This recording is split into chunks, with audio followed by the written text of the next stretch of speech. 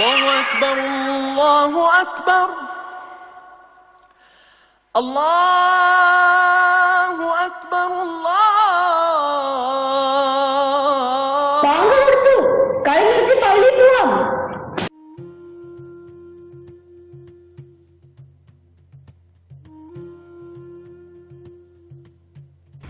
ഞാനും നിങ്ങളുടെ കൂടെ വരുന്നുണ്ട്.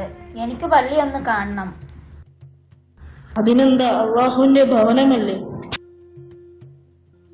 എന്താണ് ഈ ഭംഗിയിൽ അടുക്കി വച്ചിരിക്കുന്നത്? പരിശുദ്ധ ഖുർആൻ. എന്താണ് ഖുർആൻ? അള്ളാഹുവിന്റെ വാക്കുകളാണ് ഖുർആനിൽ ഉള്ളത്. ഞങ്ങളുടെ വീട്ടിലുമുണ്ട് ഇതുപോലത്തെ ഗ്രന്ഥം. അതിന്റെ പേര് രാമായണം എന്നാണ്. അമ്മ ദിവസവും അത് വായിക്കും. വാൽമീകി എന്ന മഹർഷിയാണ് രാമായണം എഴുതിയത് എന്നാണ് അമ്മ പറഞ്ഞത്. അതുപോലെ ഖുർആൻ എഴുതിയത് മുഹമ്മദ് നബിയാണോ? അല്ല, നബിക്ക് എഴുതാനും വായിക്കാനും അറിയില്ല. നബിക്ക് എഴുതാനും വായിക്കാനും അറിയില്ലേ?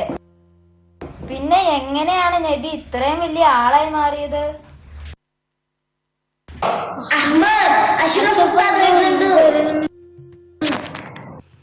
അസ്സലാമു അലൈക്കും.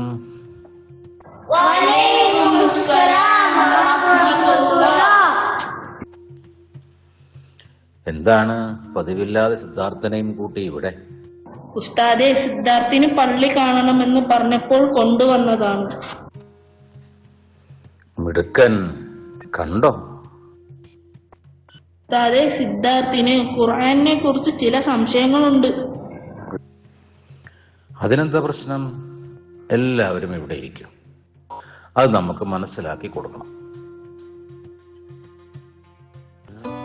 ചോദിക്കൂ സിദ്ധാർത്ഥ്. ഖുർആൻ എഴുതിയത് ആരാണ്? നബി എന്തുകൊണ്ടാണ് എഴുത്തും വായനയും അറിയാത്ത ആളായത്? നല്ല ചോദ്യം. ഖുർആൻ ആരും എഴുതിയതല്ല. അത് അള്ളാഹുവിന്റെ വചനമാണ്. മനുഷ്യർക്ക് ആവശ്യമായ എല്ലാ കാര്യങ്ങളും ഖുർആനിലുണ്ട്. അവനെ സൃഷ്ടിച്ച അള്ളാഹുവിനെ കുറിച്ച്, മനുഷ്യനെ കുറിച്ച്, നീതിയെക്കുറിച്ച്, സാമൂഹിക ബാധ്യതകളെക്കുറിച്ച്, കുടുംബത്തെക്കുറിച്ച്, കച്ചവടത്തെക്കുറിച്ച്, സഹജീവികളോടുള്ള പെരുമാറ്റത്തെക്കുറിച്ച്, ഭൂമിയെയും ആകാശത്തെയും കുറിച്ച് തുടങ്ങി എല്ലാം കൃത്യമായി രേഖപ്പെടുത്തിയിട്ടുണ്ട്. മുമ്പും പല പ്രവാചകന്മാർക്കും അള്ളാഹു ഗ്രന്ഥങ്ങൾ നൽകിയിട്ടുണ്ട്. ആ ഗ്രന്ഥങ്ങൾ അനുസരിച്ചാണ് പ്രവാചകന്മാർ ആ ജനതയെ നേർവഴിയിലേക്ക് നയിച്ചത്. പക്ഷേ പ്രവാചകന്മാരുടെ കാലശേഷം അതിൽ മാറ്റത്തിരുത്തലുകൾ വരുത്തിയപ്പോൾ അള്ളാഹു അതെല്ലാം അസ്ഥിരപ്പെടുത്തി. അവസാന നബി മുഹമ്മദ് നബിക്കാണ് ഖുർആൻ കൊടുത്തത്. ഖുർആൻ നബിക്ക് എങ്ങനെയാണ് കൊടുത്തത്? ഖുർആൻ അള്ളാഹുവിന്റെ വചനങ്ങളാണെന്ന് പറഞ്ഞുവല്ലോ. ഈ വചനങ്ങൾ വിവിധ സന്ദർഭങ്ങളിൽ ദിവ്യ സന്ദേശങ്ങളായി നബിക്ക് അള്ളാഹു അറിയിച്ചു കൊടുക്കുകയായിരുന്നു. അതൊക്കെ നബിയുടെ അനുയായികൾ അപ്പപ്പോൾ രേഖപ്പെടുത്തി വെക്കും. നബിക്ക് 40 വയസ്സുള്ളപ്പോഴാണ് ഖുർആൻ ഇറങ്ങിയത്. 23 വർഷം കൊണ്ടാണ് ഖുർആൻ പൂർണ്ണമായും ഇറങ്ങിയത്.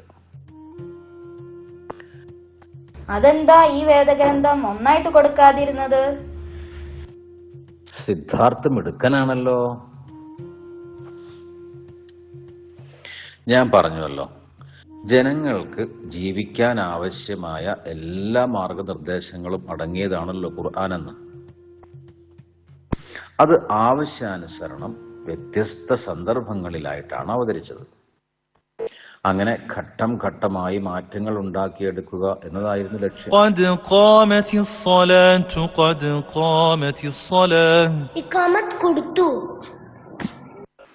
എന്നാൽ നമുക്ക് പിരിയാം ഇൻഷാ അല്ലാഹ്. അസ്സലാമു അലൈക്കും വറഹ്മത്തുള്ളാഹി വബറകാതുഹു.